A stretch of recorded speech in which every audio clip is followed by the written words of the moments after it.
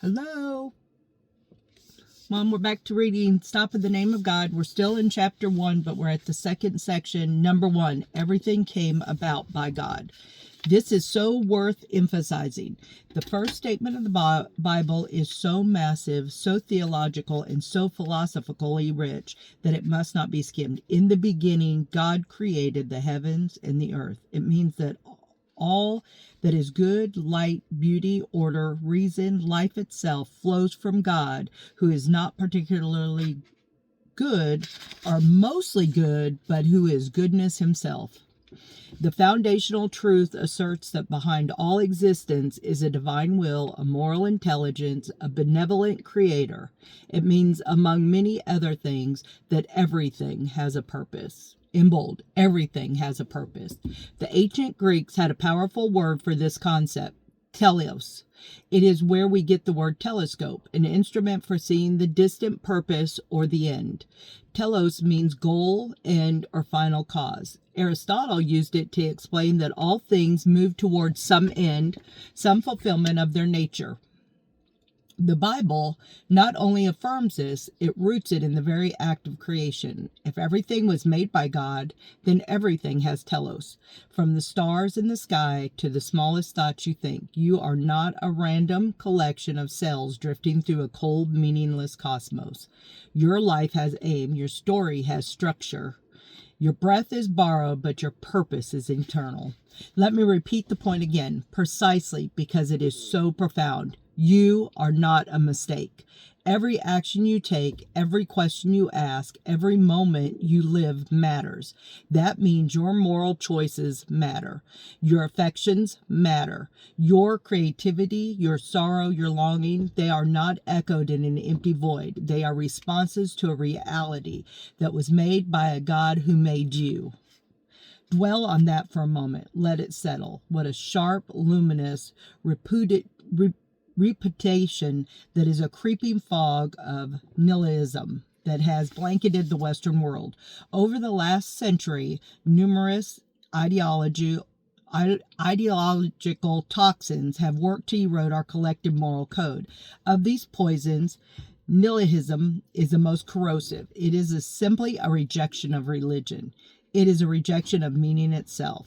Nihilism teaches that there is no moral order, no objective truth, no reason for our existence. It says we are accidents and that nothing we do ultimately matters.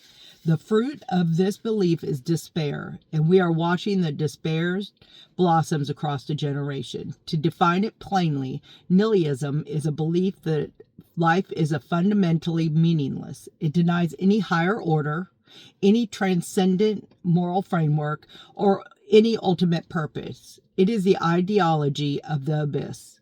Friedrich Nietzsche is one of the most famous and complex advocates, wrote, God is dead and we have killed him. For Nietzsche, the death of God was not cause for celebration, it was a catastrophe. Without God, he predicted society would descend into moral chaos and humanity would need to invent its own value in face of overwhelming meaningless. He later warned, he who has a why to live can bear almost any how. But nihilism leaves no why, only howling winds of randomness and despair. Jean-Paul Sartre, another key figure in the philosophy of meaninglessness, wrote, man is nothing else but what he makes of himself.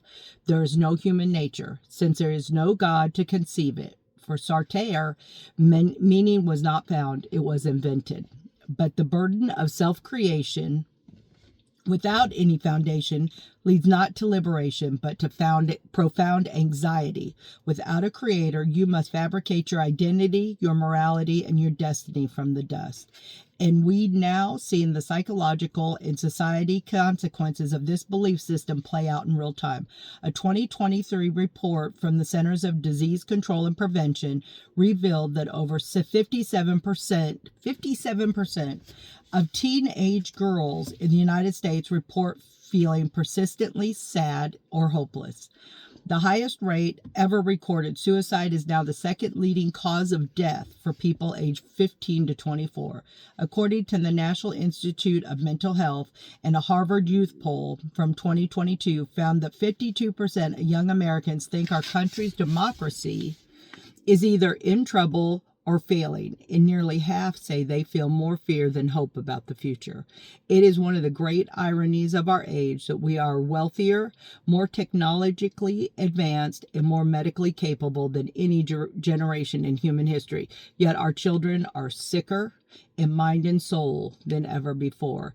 In a world where material abundance is everywhere, where food is plentiful, information is instant, and comfort is the default setting, we are watching a generation implode under the weight of despair. Suicide rates among teens have surged. Anxiety and depression are rampant, and self-harm has become tragically common. Not in war-torn or famine-stricken nations, but in the most affluent societies on earth. How could it be that the age of abundance, our youth feel more worthless than ever? It is because material progress cannot fill a spiritual void. We have given them everything except the one thing they were made for, meaning. When a culture denies its creator, it also denies its children the ability to know who they are, why they exist, and what they are worth. The result is not liberation, it is devastation. We have everything to live with, but nothing to live for. This is a cost of believing you are a mistake. This is what happens when Genesis 1:1 is removed from the cultural foundation. The moment you abandon the truth that you are created with intention, you are untethered. Everything else, human dignity collapses, moral truth disintegrates, hope becomes sediment, not substance. But if you believe, truly believe that everything came about by God, then hope is no longer a mere feeling. It becomes a logical necessity. If you were created by God, then your existence is not a cruel trick of nature, but a purposeful act of love. That means your choices have eternal weight. Your suffering is not pointless. Your longing for beauty, truth, and justice is not random. It is homing instinct for the God who made you. The Bible does not tell you that life is easy. It tells you that life is going somewhere.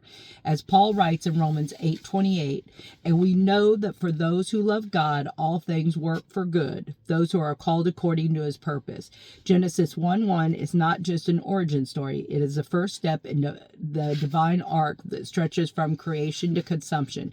It tells us that the world is not random, that you are not disposable, and that God is not silent. In a world drowning in relativism, Genesis offers a rock. In a generation tempted by despair, it often offers theological hope, the belief that your life has an end, a direction, and a destination, and that destination is not void, but glory.